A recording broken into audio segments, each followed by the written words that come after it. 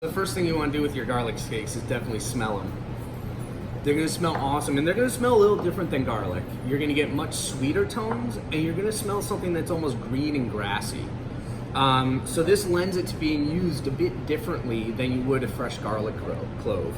You can still use it in many of the same ways, or in ways similar to how you'd use a chive, or even a scallion. You can slice it thin, and you can sprinkle it over food to garnish it. You can cut it into chunks, you can saute it.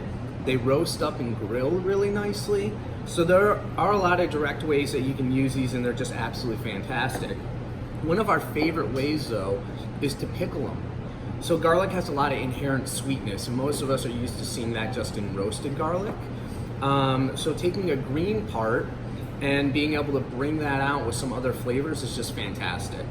And I think the simplest way to do that is to ferment them.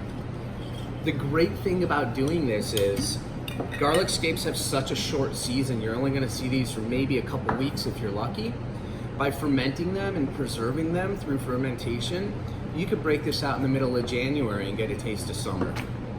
So really simply, what you're going to want to do is you're going to kind of want to curl them up and try to get them into a mason jar as well as you can. Might be a little difficult, and don't worry if you bruise them or kind of damage them, that's okay. The great thing about this is too, when you have people over for a dinner party or that sort of thing, and you can have this jar just sitting on a windowsill in your kitchen, it's gonna look beautiful and be something that you can talk about and explain to people how you fermented your own food.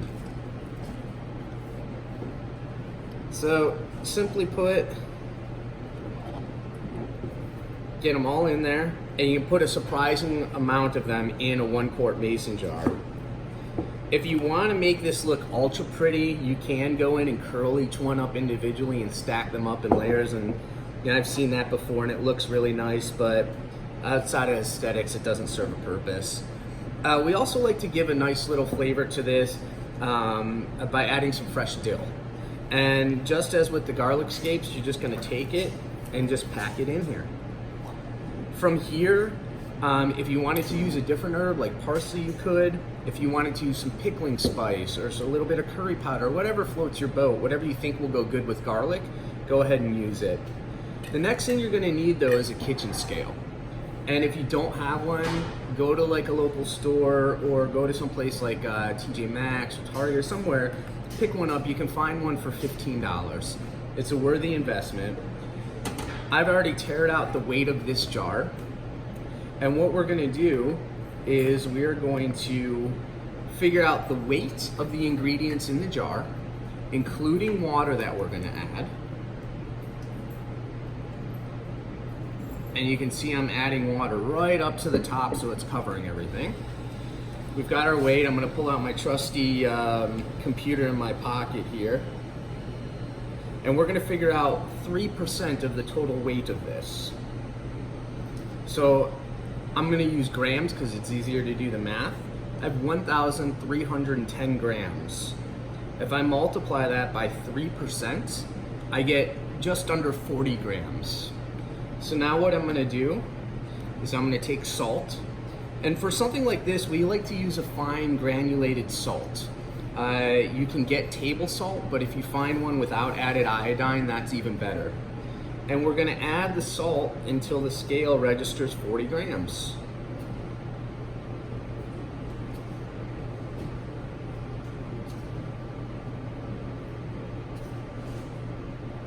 Almost there. From here, we're just going to put a lid on the jar, shake it up to help dissolve some of that salt, and voila. You're going to let this sit on your kitchen counter for about 7 to 10 days. Now, one thing that you're going to look at, you're going to say, oh, I've seen these special fermentation lids that have an airlock on them that let the gases escape. Well, a mason jar lid is designed to do that. So when you turn it on here, if you just turn it finger tight, the lid is on secure enough to keep things like dust and pet hair out of it. And it's also on there loose enough that it'll let carbon dioxide gas that's expected to come out of this escape without this thing bubbling up and fizzing all over. And eventually what you're going to have is a jar like this. And you're gonna have beautiful garlic scapes. You can notice they went through a color change. They're gonna be much sweeter, freeze up a lot of the sugars in them, still have great garlic flavor. You can use this in relishes, you can eat it as a pickle. We like to chop some up. Any recipe that calls for a caper or an olive or that sort of thing, go ahead, chop these up and use them in the stead. You'll have this awesome, wonderful surprise, and you'll be using a food that's locally grown. You can also use the brine that's in here to like pickle a piece of fish or marinate a pork chop and give it just this wonderful sweet garlic flavor before you cook it. Enjoy your garlic scapes.